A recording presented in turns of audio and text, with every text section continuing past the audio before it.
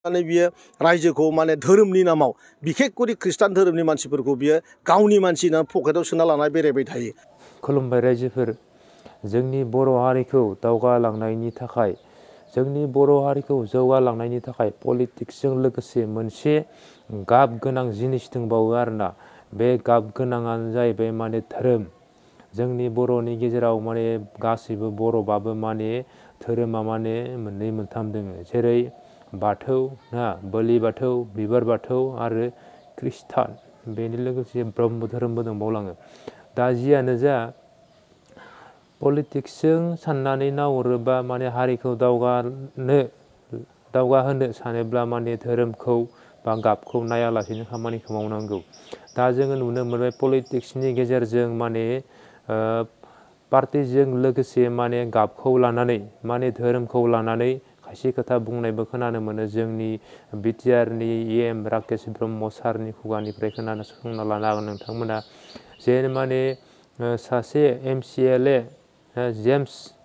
James बसुमतारीखौ माने बिथाङा गावसोरनि बा खृष्टान धोरोमनि रायजोफोरखौ गावनि पकेटाव सोना लानानै बिथाङा पलिटिक्स गेलेबाय थायो आरो रायजोनि थाखाय मा मावगोन मा मावा बेफोरनि माने मिसा खोथा बुंनानै गावनि आखाइ मुथियाव लानो बिथाङा नाजायो। दा बेफोर बाथ्राखौ राकेश ब्रह्म सारा बुंदों।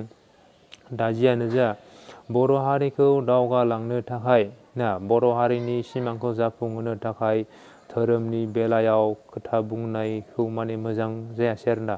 माने धोरोमजों लानानै नङा, जातिजों लानानै नङा, गाबजों लानानै माने हारिखौ बा खामानिखौ दावगाहोनो हाया। दा जों बयबो मिथिगौ जे माने मोनसे जातिनि गेजेरावनो धोरोमा माने गोबां माने बेलेग बेलेग थाखायो। बयनिबो गेजेराव, बयनिबो जातिनि गेजेराव बेलेग बेलेग धोरोम थायो। जातिया मोनसे खिन्थु धोरोमा बेलेग बेलेग थायो। बिदिनो टाइटेलफोराबो बेलेग बेलेग थायो। जियानो जा, जोंनि बर' हारिखौ दावगालांनो थाखाय जोङो धोरोमखौ लानानै माने प्रसार खालामनाङा, जातिखौ लानानै प्रसार खालामना। पलिटिक्सआथ' पलिटिक्स गावजों गाव दावरावखा। जुदि आरो धोरोमनि गेजेरावबो बिदि दावराव फैयोबा माने हारिखौ दावगालांनायनि सिमाङा माने आद्रा जानोबो हायो आरोना। माने आद्रा जानोबो हायो, खारन गावजों गाव एना एनि ना सुथुर गोसोआव सानलायनायफोरा माने बांबोगोन आरो।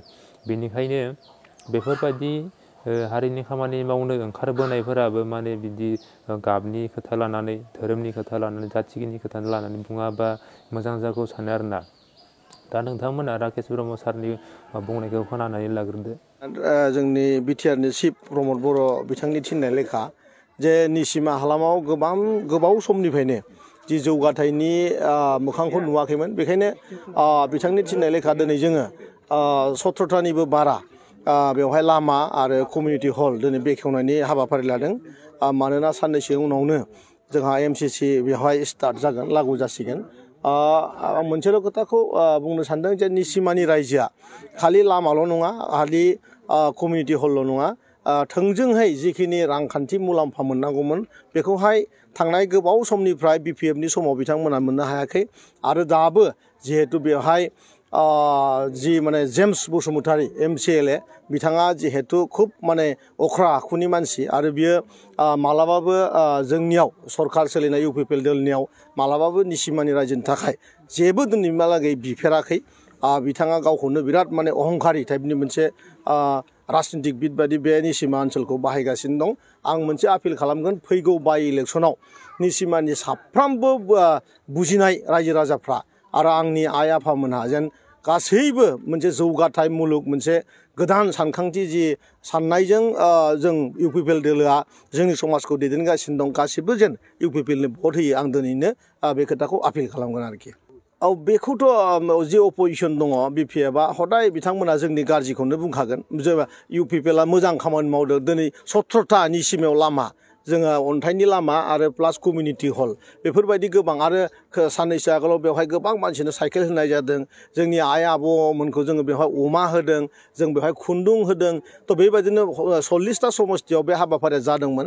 खालि बेवहाय जिहेतु BPFनि MCLA जेम्स बसुमतारीया जेबो मावगुबै मावनो रोंथारि सासे सुबुं, थगाय थसिल' खालामनानै बियो रायजोखौ माने धोरोमनि नामाव बिखेखकरि खृष्टान धोरोमनि मानसिफोरखौ बियो गावनि मानसि होननानै पकेटाव सोना लाना बेरायबाय थायो दा बेखौनो बिथाङा बिराद दुगा खालामगासिनो दं जे जोङो खृष्टान माखासेया जेम्स नाम मोननाय लोगो लोगो खृष्टान होननाय लोगो लोगो भट मोनो बे खेलाखौल' बिथांमोना गेलेनो हायो आरो दिनै सार' माने बिटिआर ओनसोलाव मोनसे चेन्ज फैबाय सोलायनाय फैबाय मोनसे मोजां थासारि फैबाय गोबां लामा बानायबाय गोबां माने कमिउनिटि हल बानायबाय गोबां माने स्पर्ट्स स्टेडियाम जों बानायगासिनो दं बुंनानै फोजोबनो हानाय नङा बिथांमोननि बे